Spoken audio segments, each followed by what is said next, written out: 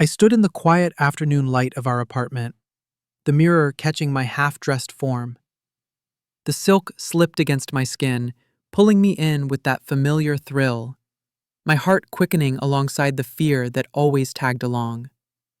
By day, I was John, reliable, unassuming, blending into the office hum. But in these stolen nights, Freya started to emerge, piece by piece, like sunlight breaking through blinds. Then came the whisper of a key in the lock.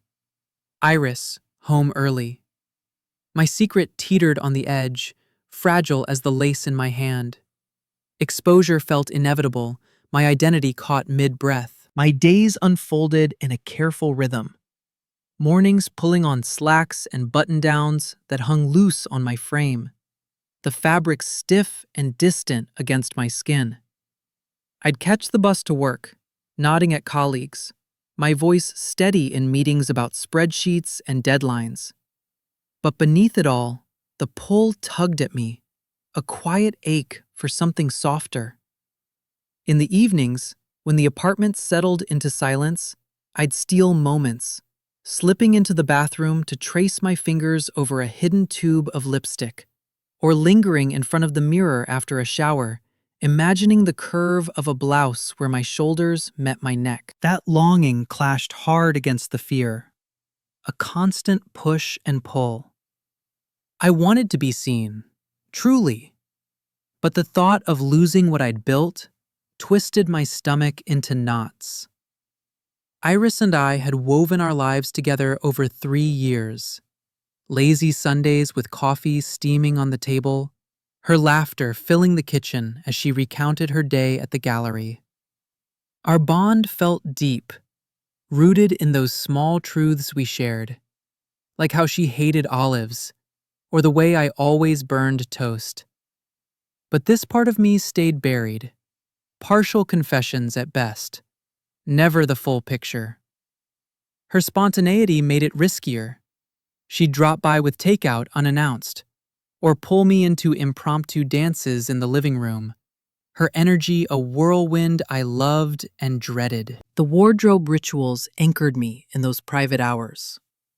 I'd wait until she was out, then ease open the drawer at the back of the closet, its hinges whispering like a secret. The lace panties felt delicate under my fingertips, cool and intricate, sliding on with a shiver that started at my toes and climbed.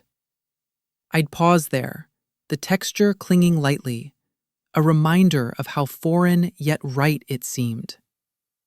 Then the stockings, rolling them up slowly, the sheer material whispering against my legs, smoothing out the lines of my usual self. Heels came next, heavy in the drawer, their weight a promise of poise I craved. Slipping them on shifted everything. The arch forced my posture straight, the click on the floor echoing my pulse. Joy flickered in those transformations, bright and fleeting, like catching a glint of light on water. I'd stand before the mirror, watching Freya take shape. The soft drape of a skirt hugging my hips, the way a blouse's collar framed my neck. It felt both foreign and impossibly natural, the fabric almost having intentions of its own, guiding me toward a silhouette that breathed easier. But isolation shadowed it all, a quiet weight in my chest. No one knew the full extent, not even Iris, whose questions sometimes brushed too close during our late-night talks. "You seem distant lately," she'd say, her hand on my arm, and I'd deflect with a kiss, the truth lodged like a stone. That afternoon stretched routine at first, sunlight slanting through the windows, warming the empty space. Iris had mentioned a late shift at the gallery, so I let myself indulge fully for once. No half measures. The drawer opened wider than usual, heels set aside on the rug, their straps gleaming. I started with the foundation, the cream cool on my skin, blending away the stubble shadow. My reflection began to soften, eyes widening as the wig settled, its strands cascading soft and heavy. The thrill built, heart steadying into resolve. Today, Freya wouldn't just peek out. She'd step forward, if only for me. I smoothed the foundation across my cheeks, the cream cool and even, erasing the faint lines of John's morning shave. It blended seamlessly, my skin drinking it in, turning matte and soft under the bathroom light. Each pass of the sponge felt deliberate, a quiet erasure, like wiping fog from a window to reveal something clearer beneath. My fingers lingered on the jawline, softening its edges, the subtle shift making my breath catch. This wasn't just makeup, it was a bridge, pulling Freya closer with every layer. Next came the eyes, the liner pencil gliding smooth, framing them in a way that widened the gaze, added depth. I blinked into the mirror, lashes curling up with mascara, dark and feathery. The color on my lids, a soft taupe, caught the light, making my eyes look deeper, more inviting. John's stare had always been steady, unremarkable. Now, it held a flicker, a secret invitation. I stepped back, the tile cold under my bare feet, and watched the reflection tilt its head, testing the new weight of expression. The blouse came after, silk whispering as I buttoned it from the bottom up. It clung lightly at the collar, the fabric's sheen shifting with my movements, cool against my chest. Sleeves fell to my elbows, cuffs pleated just so, framing wrists that suddenly seemed finer.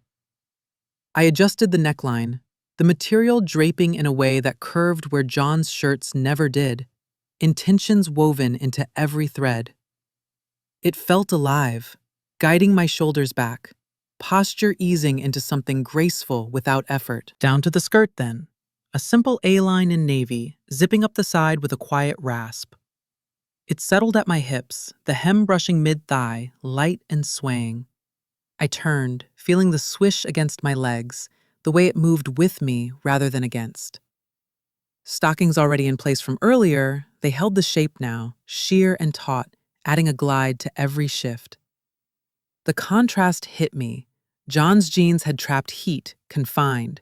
This let air circulate, freedom in the flow. Heels weighted on the rug, black pumps with a modest lift. I slipped my feet in, toes pointing first, the arch forcing my calves to tighten, balance tilting forward. The click as I stood echoed in the empty apartment, each step a negotiation, heel to toe, steadying into rhythm. My silhouette changed in the mirror, legs lengthening, hips swaying instinctively. Freya stared back, her lines fluid where John's were rigid, the whole form blending into something cohesive, real. The wig crowned it all, strands falling soft and heavy as I pinned it in place. Curls cascaded over my shoulders, tickling the blouse's collar, their weight grounding yet freeing. I ran fingers through them, teasing out volume, the scent of lavender from the conditioner faint and comforting. In the mirror, her face emerged fully, eyes shadowed, lips glossed in a neutral rose that made the smile tentative but true. I posed then, hand on hip, the other brushing hair back, testing poise. The reflection held, no cracks, just a woman standing in afternoon light, vulnerable yet whole. Outside, traffic hummed distant, a car horn blaring sharp, pulling me from the trance. Neighbors' voices drifted through the wall, muffled laughter that made me pause, ears straining. Each sound built tension, a reminder of the world's edge, how thin the walls were. What if Iris decided to come home early? The thought twisted, but I pushed it down, turning back to the mirror. Freya's eyes met mine, steady now, the thrill peaking in my chest, euphoria like warmth spreading, real and unguarded. I spun once, skirt flaring, heels steady, lost in the moment's solitude. Everything aligned, identity no longer fractured, but flowing. Then the door handle turned, slow and unmistakable, shattering the quiet. The door swung inward, And there was Iris, her keys still dangling from one hand, grocery bags rustling in the other. Afternoon light spilled behind her, framing her silhouette against the hallway's dimness, but her eyes locked on me first, widening, unblinking, as if the world had tilted. She froze in the doorway, one foot still outside, the bags slipping slightly in her grip. I saw the moment recognition hit, her gaze tracing the blouse's soft drape, the skirt's hem, the heels anchoring me to the rug.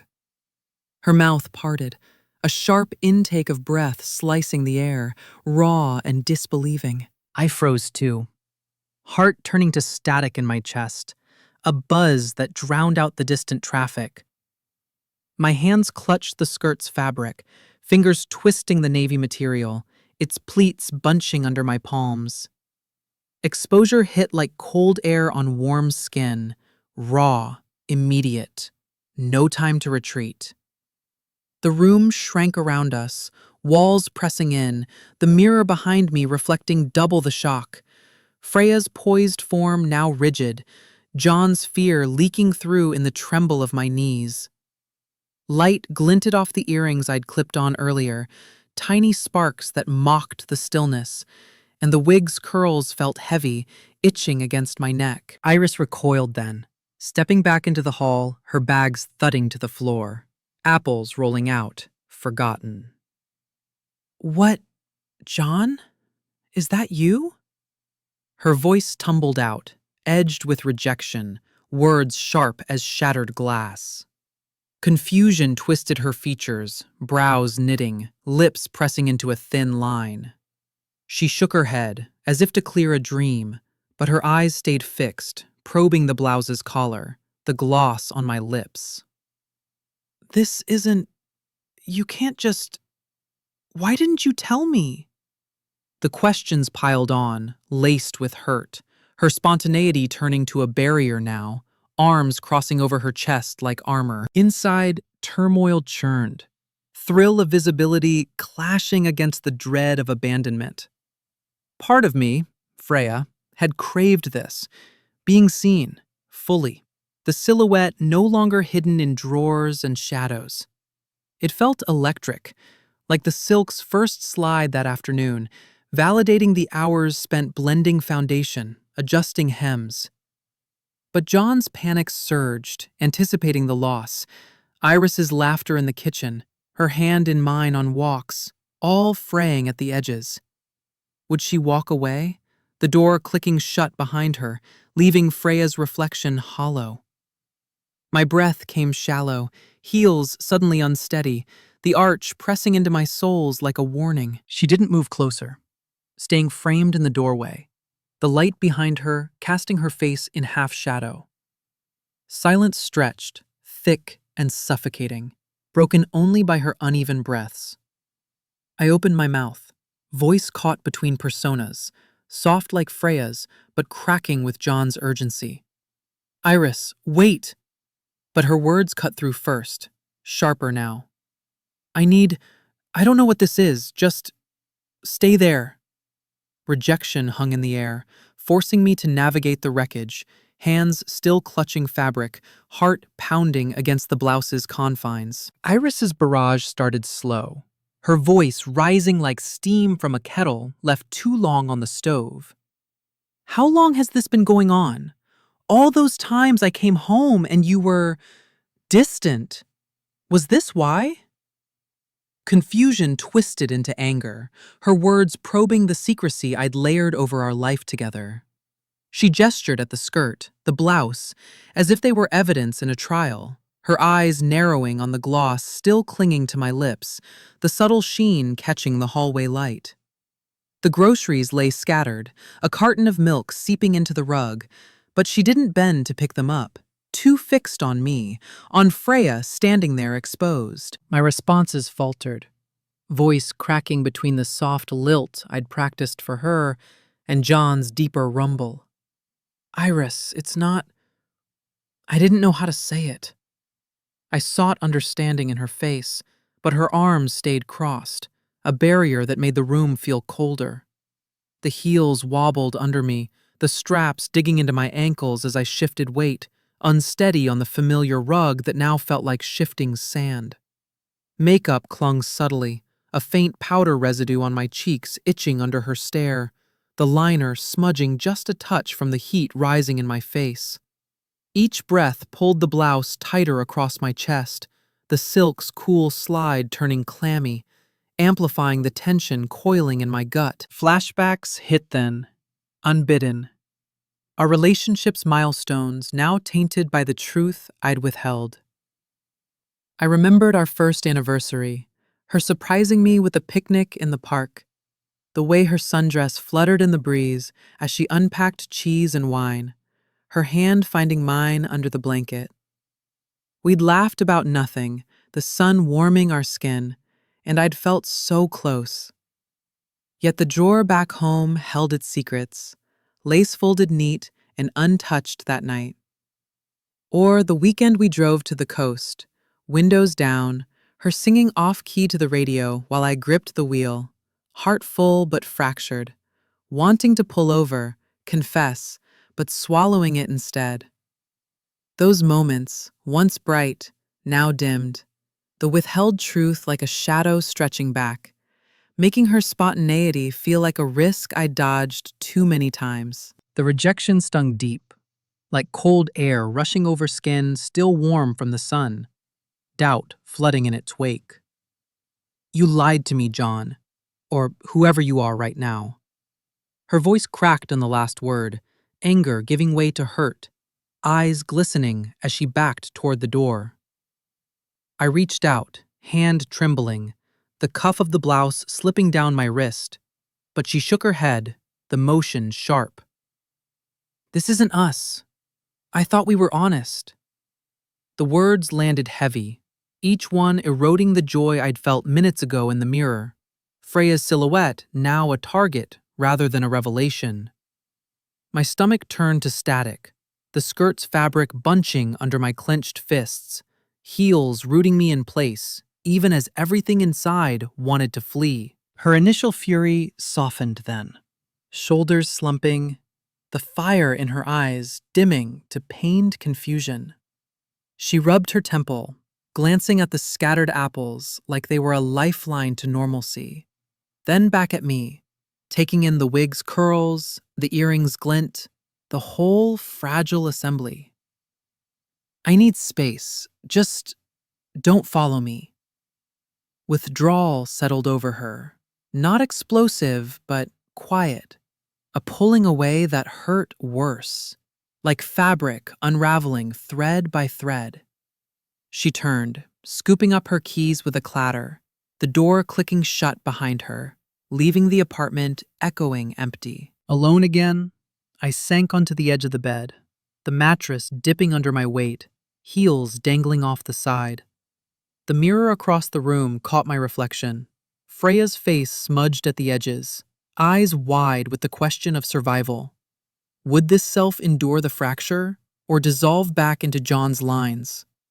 The blouse hung looser now, silk cooling against sweat-damp skin, the silence pressing in as I traced the skirt's hem, wondering if honesty had cost everything. The door's click echoed long after Iris left, the apartment settling into a heavier quiet that pressed against my ears. I paced then, heels clicking uneven on the hardwood, each step a mix of regret and stubborn resolve. The skirt swished against my thighs, the fabric's soft rasp whispering doubts. Had I pushed too far? Too soon? My calves ached from the arch, but I kept moving, the rhythm grounding me as sobs threatened to break free.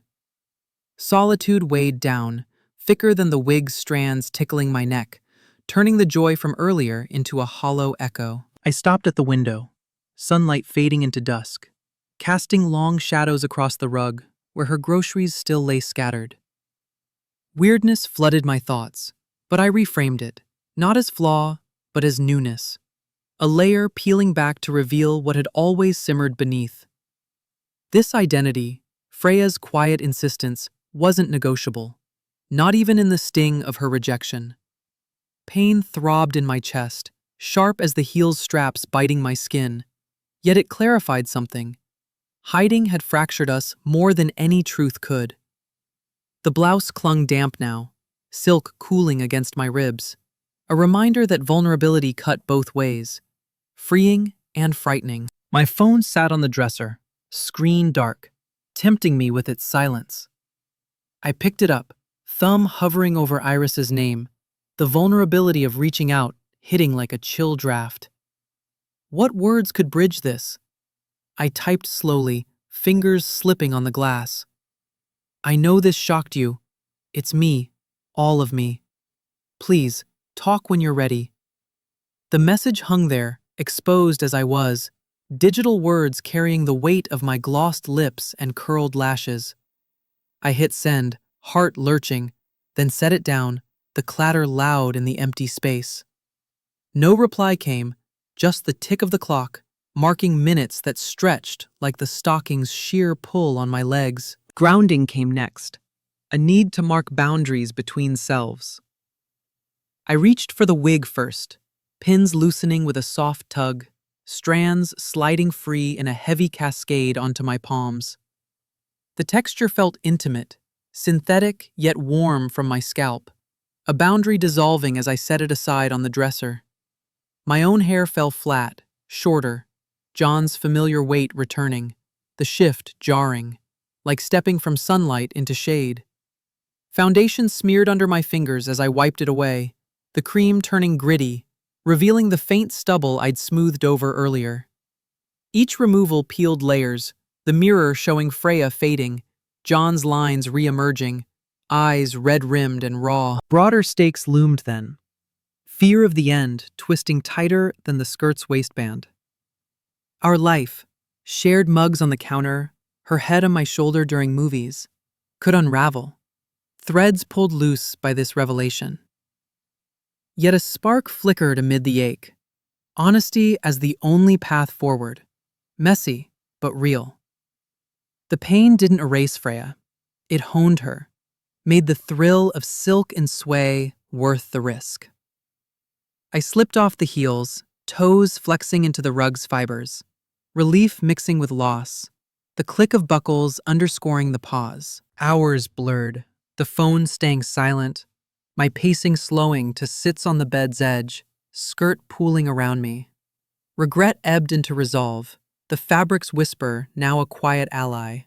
Then, late evening light dimming, the door opened again, Iris's key turning tentative, her silhouette hesitant in the frame, eyes finding mine across the room, ready for dialogue that might mend or break further. Iris stepped inside slowly, the door easing shut behind her with a soft click that echoed in the dimming room. Her gaze landed on me, hesitant, tracing the rumpled blouse still clinging to my shoulders, the skirt pooled unevenly where I sat on the bed's edge. No wig now, just my own hair flattened and damp from earlier tears, foundation smudged into faint streaks across my cheeks. She paused there, coat draped over one arm, the faint scent of rain from outside mixing with the apartment's stale quiet. Her eyes softened a fraction, shock yielding to something quieter, more probing, as if she were mapping the space between us. I walked out too fast, she said, voice low, almost swallowed by the hum of the fridge in the kitchen. She set her coat on the chair, movements deliberate, avoiding the scattered groceries still on the floor. Questions followed then, gentle at first, like testing thin ice. How does it feel? Not why, but what it's like for you.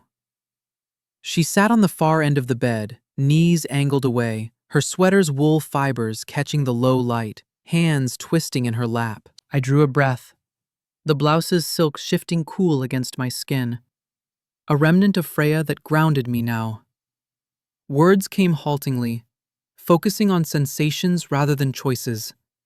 The way lace hugged without binding, a subtle pressure that eased tension from my hips, or how heels lifted my stance, making steps feel lighter, less anchored to the ground.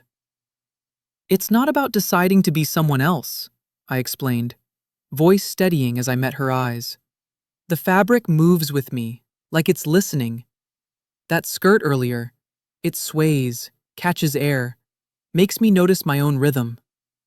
Light fell on our shared memories then, unforced. I mentioned the time she'd worn that flowing dress to the art opening, how the silk had caught the gallery lights, and I'd envied the ease in her stride, the way it revealed without shouting. I've chased that feeling, I added, fingers brushing the skirt's hem, its threads rough now under my nails. Vulnerability mirrored back from her, Iris leaning forward slightly, elbows on her knees.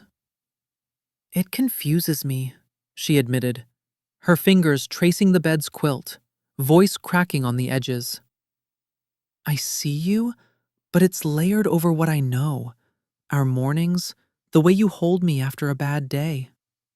Small gestures bridged the gap. She reached for a stray apple from the floor, rolling it between her palms, then offered it to me, the fruit's cool skin pressing into my hand. I took it, our fingers brushing, a spark cutting through the chill of her earlier rejection, warmth seeping from her touch like sunlight piercing cloud cover. Hope flickered inside me then, tentative, like a match struck in shade. Possibility warming the ache, not erasing it, but softening the lines. Her gaze held mine longer, no longer recoiling from the blouse's drape or the faint gloss residue on my lips, but seeing through to the shared pulse beneath.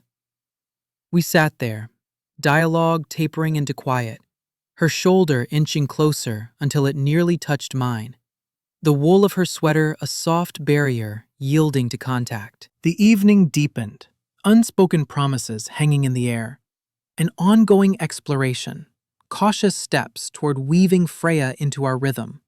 The door to understanding left ajar. The conversation faded into a shared quiet, the apartment wrapping around us like a held breath.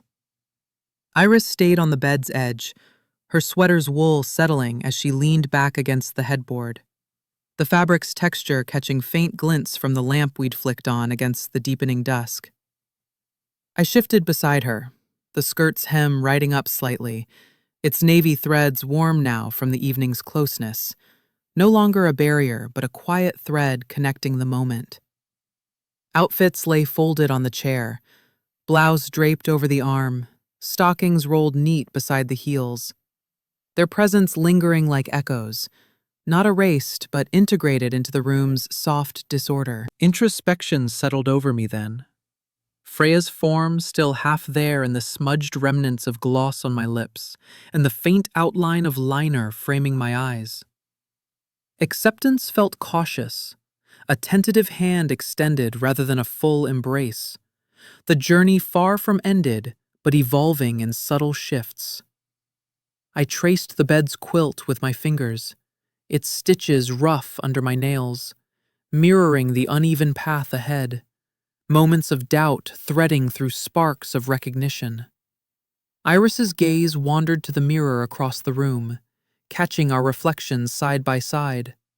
Her steady profile next to my softened silhouette, boundaries blurring in the glass's curve. Our relationship reimagined itself in that hush.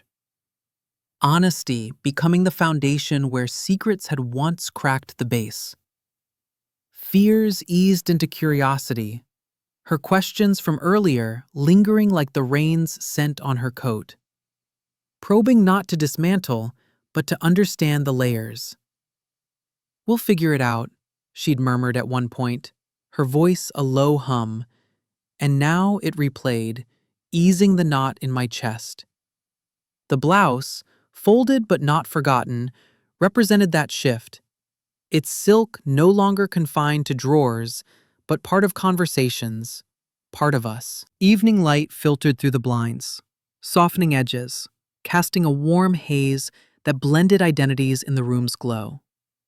My reflection in the window pane showed Freya's poise mingling with John's lines, the wig absent, yet its weight echoed in how I held my shoulders, relaxed now under the loose shirt I'd pulled on over the skirt. Silhouettes overlapped, fluid in the dimness, the heel's straps glinting faintly like stars settling into night.